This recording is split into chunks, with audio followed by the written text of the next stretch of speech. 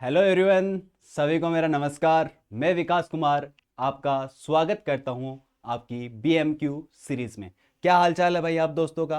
उम्मीद करता हूं दोस्तों सभी बढ़िया में होंगे, मज़े में होंगे और अपनी पढ़ाई को अच्छे से कर रहे होंगे। जैसा कि आप सभी जानते हो कि अपनी एक सीरीज स्टार्ट कर रखी है, उसमें हम मैथ्स के जितने भी बेस्ट क्वेश्चन हैं या फिर जो थोड़े से हटके क्वेश्चंस आते हैं एग्जाम्स में, उनको सोल्व करने वाले हैं। एक एक करके आप सभी क्वेश्चंस को एक बार खुद से सोल्व करेंगे, उसके बाद में उसका सॉल्यूशन देखेंगे, आप कहाँ गलती कर रहे थे और क्या अपने पास में चीज़ें थी, उसके बारे में आप एक बार, ठीक है। तो देखिए अपने पास पहला क्वेश्चन कौन सा है भाई। पहला क्वेश्चन आपके पास में ये रहा। दूसरा क्वेश्चन, तीन क्वेश्चन अपने पास में हैं। इस सीरीज का मतलब यही नहीं कि आपको सारे हार्ड क्वेश्चन ही कराने, उसके साथ साथ में आपको कुछ कॉन्सेप्ट भी सिखाने हैं जिससे आपको क्या मिले, फायदा मिले। तो पहले क्वेश्चन का आंसर बताइए अपने पास में क्या आएगा। तो देखिए क्वेश्चन क्या है। 12वीं कक्षा के एक पुनर्मिलन में 45 छात्रों में से 30 छात्र समारोह में भाग लेते हैं। यदि समारोह में उपस्थित सभी एक दूसरे से हाथ मिलाते हैं तो हाथ मिलाने की कुल संख्या ज्ञात कीजिए। तो आपसे क्या पूछा गया है कि मान लीजिए कि अपने पास में कक्षा में कितने विद्यार्थी थे, 45 थे, लेकिन उस समारोह में पहुंचे कितने, 30। तो अपने को मतलब किससे है, इस 30 से मतलब है, इस 45 से अपने को कोई भी मतलब है नहीं है, क्योंकि ये आए ही नहीं समारोह में, तो ये हाथ कहां से मिलाएंगे, घर बैठे हुए तो हाथ नहीं मिलाएंगे। ठीक है, तो अपने पास में कितने विद्यार्थी आए थे, 30 छात्र आए थे।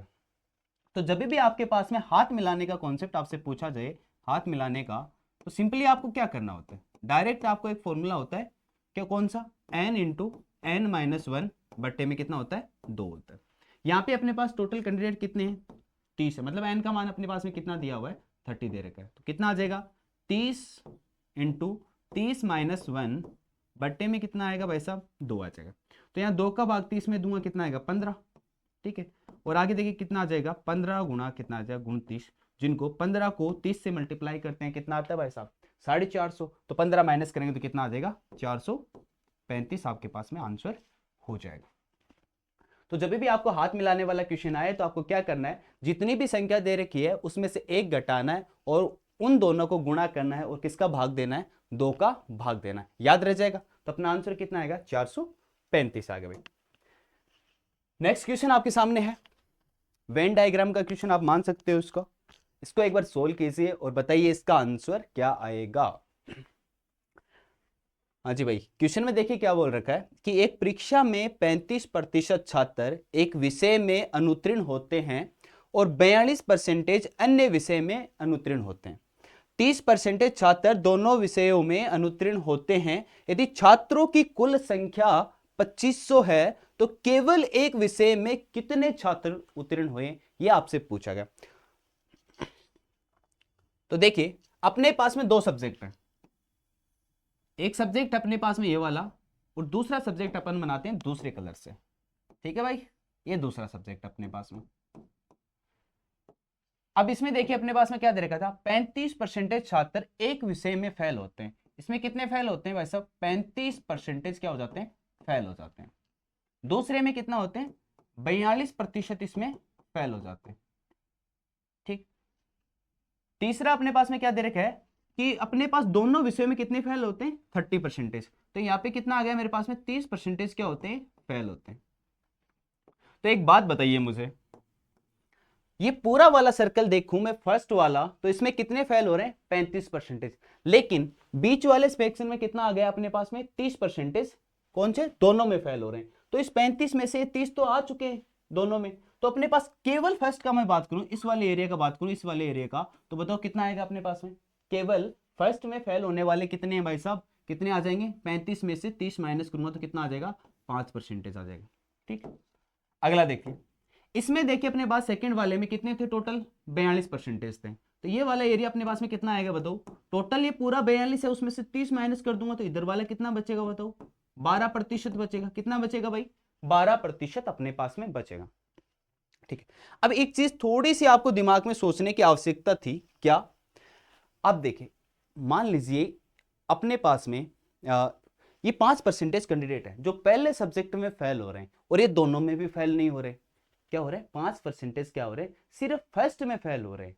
सेकंड में तो फेल नहीं हो रहे, मतलब ये सेकंड में क्या हो रहे हैं, 5% क्या हो रहे हैं, पास। तो मैं सेकंड के यदि पास लिखना चाहूं तो बताओ कितना हो रहे हैं, कितने हो रहे हैं, 5% किसमें, सेकंड में अपने पास में पास हो रहे हैं। क्योंकि 5% किस में फेल हो रहे हैं, सिर्फ फर्स्ट में फेल हो रहे हैं, सेकंड में नहीं हो रहे हैं, मतलब सेकंड में क्या हो रहे हैं, पास हो रहे हैं, ठीक है। इसी प्रकार मैं देखूं ये 12% है जो दूसरे सब्जेक्ट में फेल हो रहे हैं, लेकिन पहले में तो फेल नहीं हो रहे, ये केवल सिर्फ सेकंड में फेल हो रहे हैं, मतलब ये पहले में क्या हुए होंगे, पास हुए होंगे। तो यदि मैं फर्स्ट का यदि पास लिखूं तो मेरे पास में बताओ कितना आ जाएगा, कितना आएगा, 12%। तो टोटल मिला के बताओ कितने पास हुए, तो पास का यदि परसेंटेज निकालूं जो अलग अलग, जो केवल फर्स्ट में और केवल सेकंड में पास हुए, कितने कितने, एक में तो 12%, दूसरे में 5%, टोटल मिला के कितना, 17% अपने पास में क्या हुए, पास हुए।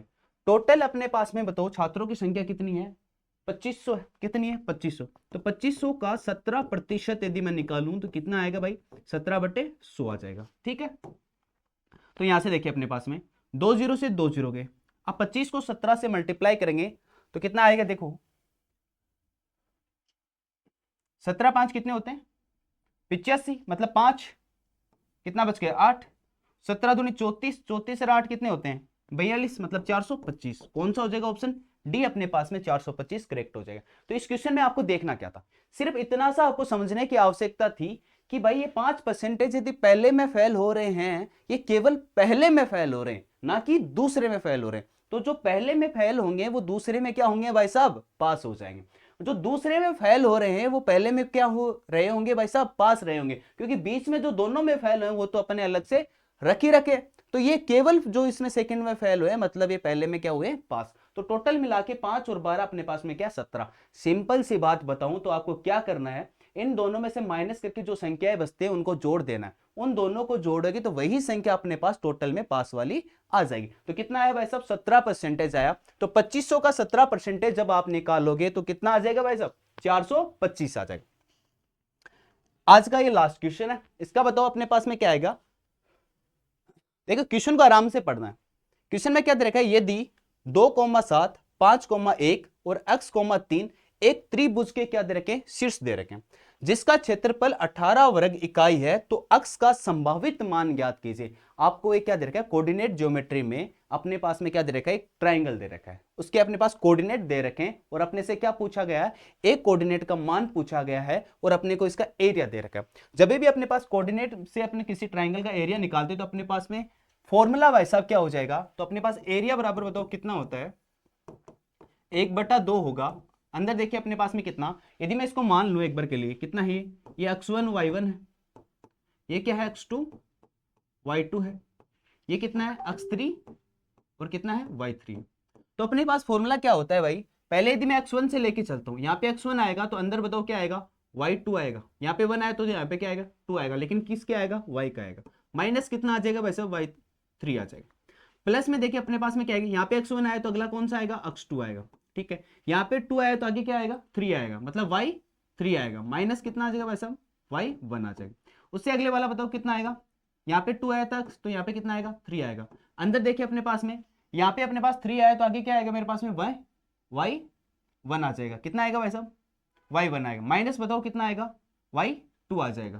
तो अपने पास फॉर्मूला क्या हो गया, देखिए 1/2 x1 into y2 minus y3 plus x2 into y3 minus y1 plus x3 into y1 minus y2। यहां से देखिए अपने पास में इसका एरिया कितना दे रखा है अपने को, इसका एरिया दे रखा है मुझे कितना, 18 दे रखा है, बराबर कितना आ जाएगा बताओ, 1/2 आ जाएगा, ठीक है।